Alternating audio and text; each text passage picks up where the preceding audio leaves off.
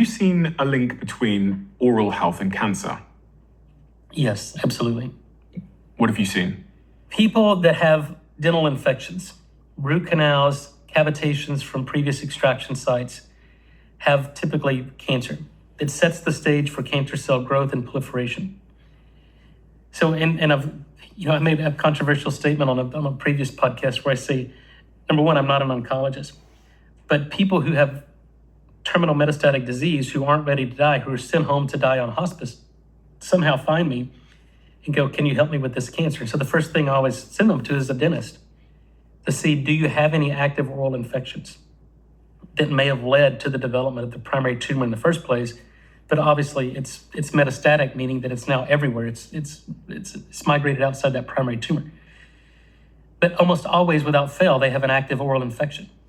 And it may be a symptomatic infection to where they know it and they have a toothache, or it may be an asymptomatic infection where they don't even know they got a dental infection. What percentage of cancer patients that you see that you then refer to a dentist have an oral infection? People with primary tumors, solid tumors. So we categorize these in bloodborne cancers, something like lymphoma, leukemia, multiple myeloma, which is a bloodborne cancer, and those that have a solid tumor. Yeah. A primary tumor that starts in the breast, the colon, the prostate, the lungs, or the liver. Without fail, 100% of them have dental infections. But cause and effect is not possible to establish here, right? Because cause and effect, no, I don't think we're there yet. I think probably as the science advances and people start to look at this, because you may imagine if you have cancer and you've been to the best cancer doctors in the world and you've done surgery, you've done chemo, you've done radiation, you've gone through the standard of care, and the cancer comes back, it's terminal, it's metastatic, and when I tell people, well, you need to go see a dentist. I mean, many people laugh and they go, what in the hell did you just say? I've got cancer, I don't have a dental problem. And I go, no, well, perhaps you do.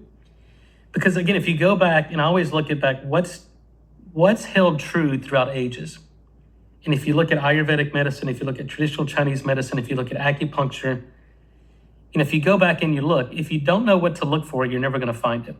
If you know what to look for, it's out there. It's in the published literature. But every tooth in the body is connected to an organ system, right? And so these are the meridians, the acupuncture meridians. You know, the analogy is they're circuit breakers.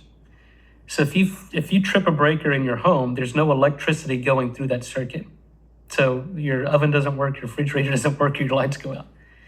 Well, the body is electric, right? And how do we diagnose death? No electrical activity, right? Mm-hmm. Either through an EKG or an EEG. So the body is electric and we're batteries. And so if that red light comes on our phone that says we have a low battery, everybody panics and goes and plugs it in and charges, right? Mm-hmm. And the human body is the exact same. We lose voltage over time.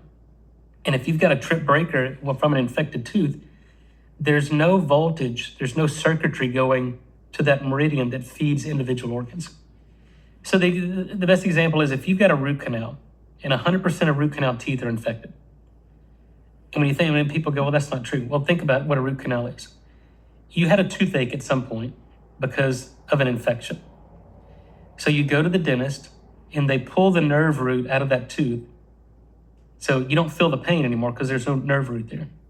And they pull the blood supply out of that tooth. Now you have no blood supply to that tooth. And a tooth is a crystalline structure. It's a living organ. With no blood supply and no nerve root, that's a dead tissue. So if you were to go in and we'd disconnect your gallbladder, for example, and just cut the blood supply to it, the nerve supply to it, within 7 or 10 days, you'd be dead from sepsis. Nobody leaves dead tissue in the body. And so then what happens is when you leave the dentist, what do? They put you on an oral antibiotic. But they must have forgotten they took out the blood supply to that infected site. So an oral antibiotic isn't going to reach the site of infection. I mean, to me, when you sit back and think about this and go, who the hell does this? And why do they do it? Well, it's because of what we've always done. So then what happens is these anaerobic bacteria, they don't need oxygen.